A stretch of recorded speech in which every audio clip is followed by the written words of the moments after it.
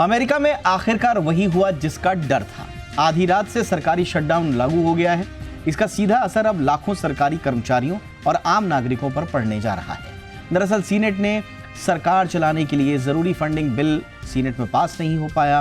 Republican और Democrats दोनों ने एक दूसरे के प्रस्तावों को रोक दिया, जिससे सरकार के पास खर्च चलाने के लिए पैसे का प्रावधान ही खत्म हो गया।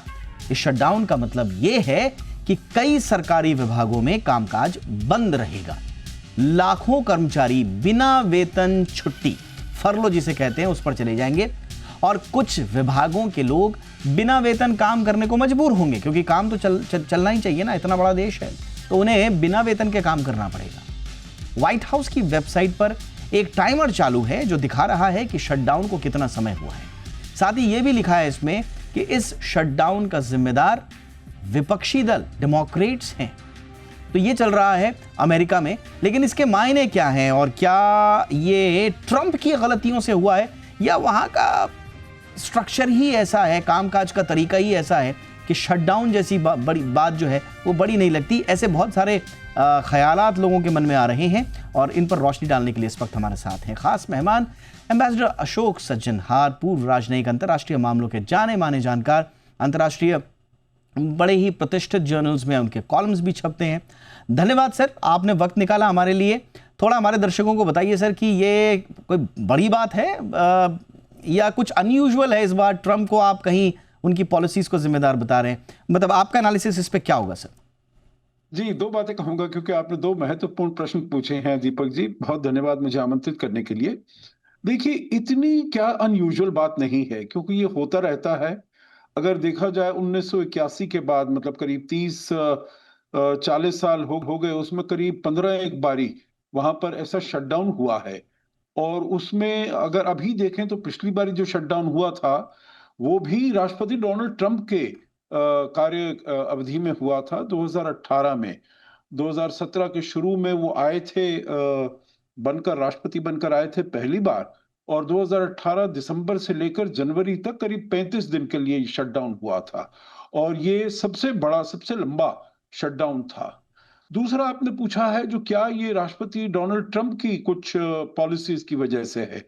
देखिए, जो डेमोक्रेट्स कह रहे हैं वो उन्होंने अपना जो जिसे डोनाल्ड ट्रंप कहते हैं बिग ब्यूटीफुल बिल जो उन्होंने पास किया है जुलाई में, उसमें उन्होंने बहुत सारे ऐसे खर्चे काट दिए हैं, जैसे मेडिकेयर, मेडिकेड, मतलब जो जिन लोगों के पास जिनका लिविंग स्टैंडर्ड्स या उनकी जिनकी माली हालत इतनी अच्छी नहीं है, तो स्टेट उनको, गवर्नमेंट, सेंट्रल गवर्नमेंट उनको कुछ हेल्थ केयर के लिए सहायता प्रोवाइड करती है। तो उसमें अपने बिग ब्यूटीफुल बिल में उन्होंने ये सभी जो प्रावधान थे उनको खत्म कर दिया है। हम सुनते ही आ रहे हैं जो बहुत चीजों को ऐसे उन्होंने खत्म किया है और डेमोक्रेट्स ने कहा है आप इसको रिस्टोर करिए, तब हम इस बिल को पास होने देंगे।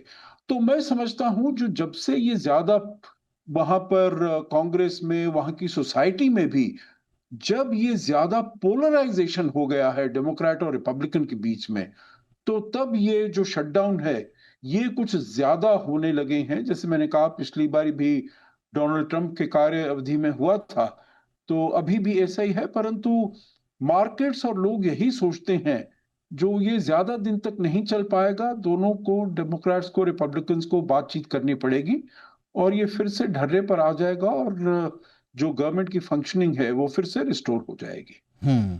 बट रिपब्लिकन भी सर आंतरिक मतभेदों को सुलझाने में इस बार विफल रहे हैं और खासकर जो मॉडरेट रिपब्लिकन्स हैं जो हेल्थ केयर कट से चिंतित हैं, तो ऐसा लगता है कि रिपब्लिकन्स के भीतर भी इस बार काफ़ी रोष है ट्रंप की नीतियों के कारण। तो आपको लग रहा है सर ये जो गतिरोध है, और आपने सही कहा कि बजट बिल में जो हेल्थ केयर प्रावधानों पर जो मुख्यतः गतिरोध है, ऐसा लगता है एसीए की जो सब्सिडी 31 दिसंबर 2025 को खत्म हो रही है उस पर सबसे ज़्यादा इश्यूज हैं। तो आपको लगता है सर कि इस बार इश्यूज सॉल्व कर लिए जाएंगे या ये गतिरोध थोड़ा लंबा चल सकता है?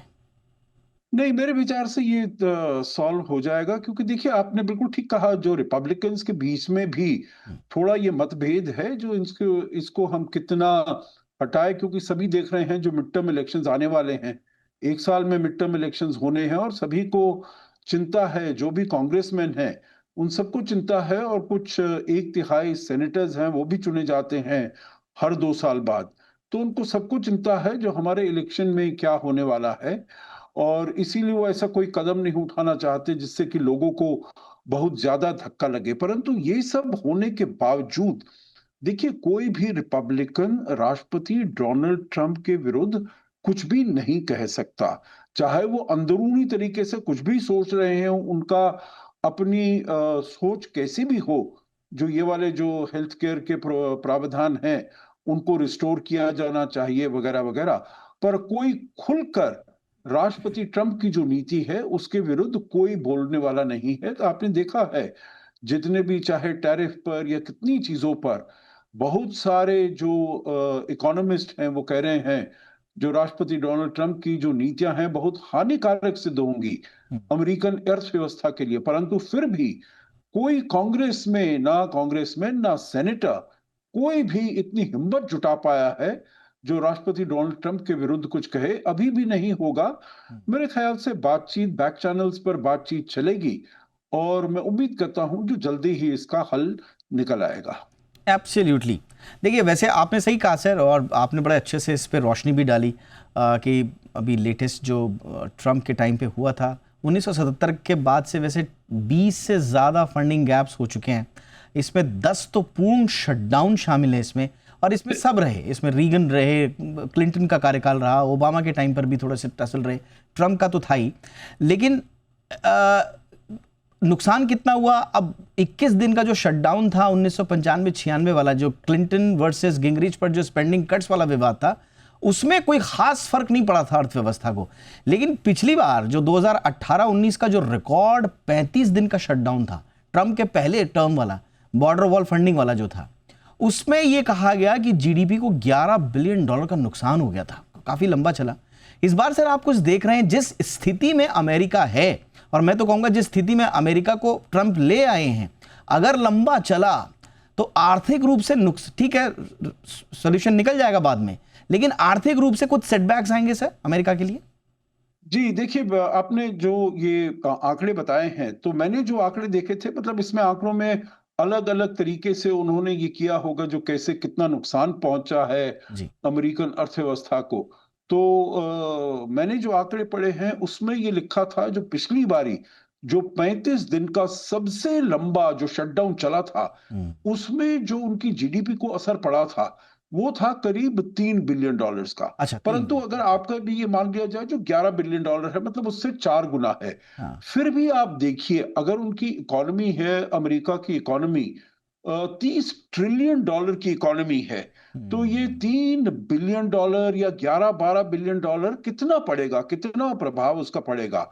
मतलब $3 बिलियन है 0.02% ऑफ द जीडीपी। अगर $11 बिलियन आप लगाते हैं तो मतलब 4 गुना के आसपास हो गया, तो इट विल बी 0.08%, 07%, मतलब 0.1% भी नहीं है जीडीपी का। करेक्ट। तो इसीलिए मैं समझता हूं जो इसका ज्यादा इतना प्रभाव मार्केट्स के ऊपर नहीं पड़ने वाला है। और पिछली बार अगर आप देखेंगे 35 दिन का जो ये शटडाउन हुआ था, उसमें जो उनका S&P 500 इंडेक्स है दीपक जी, वो करीब 10% से उछाल ले गया था। और मार्केट्स के ऊपर इतना ज्यादा असर इसका नहीं पड़ता है, क्योंकि सभी देखिए जो भी ऑब्जर्व कर रहे हैं बड़ी पैनी नजर से वो वॉच करते हैं मार्केट में जो क्या हो रहा है गवर्नमेंट में। उनको पता है ये शटडाउन आने वाला है, तो वो पहले ही देखिए उसको, मार्केट जो सेंटिमेंट है वो पहले ही उसको फैक्टर इन कर लेती है, जी उसको जी। प्राइस इन कर लेती है। तो इसीलिए मार्केट्स के ऊपर और इकोनॉमी के ऊपर इतना ज्यादा असर इसका ना पिछली बार पड़ा था, और मेरे विचार से इस बारी भी इतना ज्यादा प्रभाव नहीं पड़ने वाला है। हालांकि मैं ये कहूंगा जो अगर इमर्जिंग मार्केट्स हैं, जैसे भारत के मार्केट है, तो पिछली बारी हमारा मार्केट करीब 1% और ऊपर बढ़ा था। तो अभी भी मैं समझ सकता हूं जो जब ये डॉलर में वीकनेस आएगी, क्योंकि अगर वहां पर सब कामकाज बंद हो जाता है, डॉलर पर वीकनेस आएगी, तो ज्यादा फिर जो फंड्स का फ्लो है, ग्लोबल फंड्स का फ्लो है, वो इमर्जिंग मार्केट्स, भारत जैसे मार्केट्स की तरफ आ सकता है। और हमारे लिए ये थोड़ा बहुत फायदेमंद सिद्ध हो सकता है। एब्सोल्युटली सर, बहुत ही प्रिसाइजली आपने नंबर्स के साथ भी इसका पूरा एनालिसिस दे दिया सर। अब ऐसा लगता है कि दोनों पार्टियां जो कंटिन्यूशन रिजोल्यूशन CR जिसे कहा जाता है, शायद उस पर बात करें, 1-2 सप्ताह में पास होकर शायद शटडाउन खत्म भी हो जाए। हो सकता है हेल्थ केयर पर भी कुछ समझौता हो जाए। अलग अलग एनालिसिस में पढ़ रहा हूँ, सब्सिडी एक्सटेंशन के लिए शायद वो अलग बिल में उसको शिफ्ट करें, क्योंकि ओवरऑल जो ट्रम्प चाहते हैं वो एक जीत का फील चाहते हैं, और कुछ नहीं चाहते वो ज़्यादा। तो वो उनकी एक तरह से वो सनक है। तो देखते हैं उस पर अब कैसे आगे बात बनती है। बट जैसा सर ने बताया, लंबा गतिरोध हो या छोटा गतिरोध हो, इसका बहुत ज़्यादा वहाँ की GDP पर असर नहीं पड़ता है। मार्केट्स जल्द से जल्द रिकवर हो जाते हैं, जैसा सर ने पूर्व में जो स्थितियां हैं उनको बताया।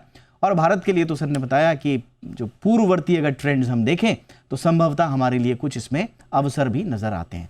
तो धन्यवाद सर, बहुत अच्छे से आपने समराइज किया इस पूरे एनालिसिस के लिए। आपका बहुत बहुत धन्यवाद एम्बेसडर सर। बहुत धन्यवाद दीपक जी। ये थी हमारी दूसरी कवर स्टोरी।